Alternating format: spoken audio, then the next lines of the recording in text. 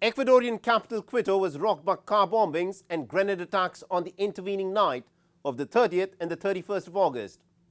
Hours later, inmates in 6 different prisons took 50 prison guards and 7 police officers hostage. 6 people, including a Colombian national, have been apprehended.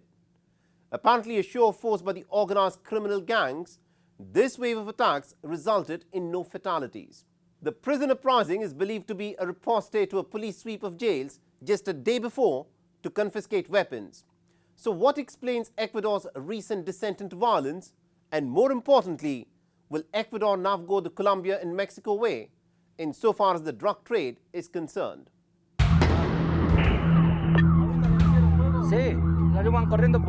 The South American nation of Ecuador is besieged by violence and insecurity. Ecuadorian authorities are finding it increasingly difficult to curb the drug menace.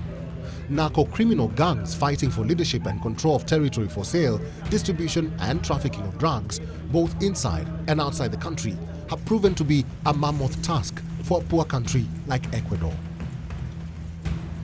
Not that any reminder was needed, but on Wednesday night and early Thursday morning, 2 car bombings shook the Ecuadorian capital, Quito. The night of horror also witnessed 3 grenade explosions in the city, reminiscent of Colombia of 1980s, when the infamous Colombian drug lord Pablo Escobar had declared war on the state.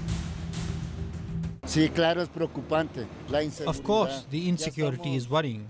Anything could happen to us. This situation makes you think we're totally insecure. We don't know what to do.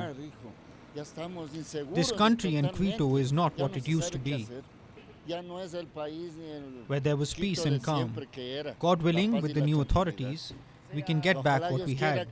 Quito as a World Heritage Site, that was calm and everything.